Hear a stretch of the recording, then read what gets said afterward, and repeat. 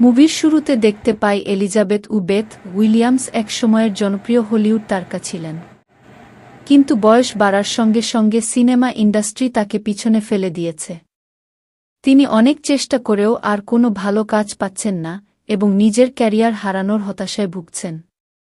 একদিন তিনি একটি গোপন ল্যাব সম্পর্কে জানতে পারেন, যেখানে বিজ্ঞানীরা এক ধরনের নতুন কুপদার্থ তৈরি করেছেন। এটি ব্যবহার করলে একজন ব্যক্তি তার নিজের থেকে ভালো একটি সংস্করণ ডাবল তৈরি করতে পারে, যা দেখতে একেবারে নিখুঁত হয়, শক্তিশালী হয় এবং চিরতরুণ থাকতে পারে।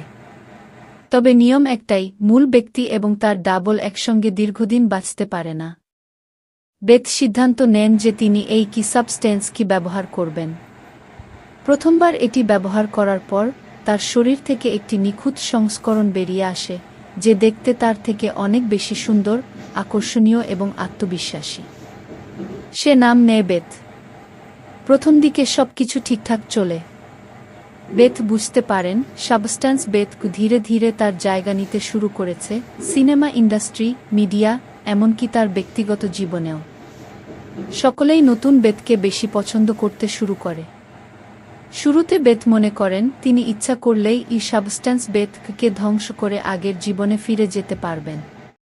কিন্তু সময়ের সাথে সাথে তিনি বুঝতে পারেন এটি এত সহজ নয়। নতুন বেথ বেশি জনপ্রিয় হয়ে ওঠে। হলিউডের সবাই এখন সাবস্ট্যান্স বেথকে চায়। পরিচালকরা, প্রযোজকরা, ফ্যানেরা সবাই তাকে নিয়ে মুগ্ধ। প্রকৃত বেথকে ধীরে ধীরে ভুলে যেতে থাকে সবাই।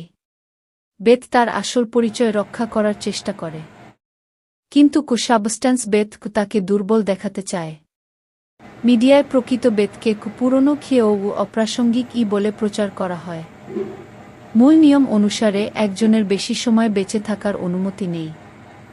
তাই সাবস্ট্যান্স বেথ আসল বেথকে ধ্বংস করার পরিকল্পনা করে। বেথ পালানোর চেষ্টা করে, কিন্তু চারদিক থেকে সে ফেঁসে যায়। বেথ বুঝতে পারেন যে তিনি যদি সাবস্ট্যান্স বেথকে ধ্বংস না করেন তবে সে নিজেই মরে যাবেন। ফলে তিনি ভয়ঙ্কর এক পরিকল্পনা করেন। তিনি সাবস্ট্যান্স বেথকে এক গোপন কক্ষে আটকে ফেলেন এবং তার উপর পদার্থের অতিরিক্ত ডোজ প্রয়োগ করেন। এতে সাবস্ট্যান্স বেথ অতিরিক্ত শক্তিশালী হয়ে ওঠে, কিন্তু এক পর্যায়ে এটি নিয়ন্ত্রণের বাইরে চলে যায় এবং তার শরীর ধ্বংস হতে শুরু করে। শেষ মুহূর্তে সাবস্ট্যান্স বেথকে আক্রমণ করার চেষ্টা করে, কিন্তু বেথ তাকে একটি আগুনের চুল্লিতে ফেলে দেন, যেখানে সে সম্পূর্ণরূপে পুড়ে যায়।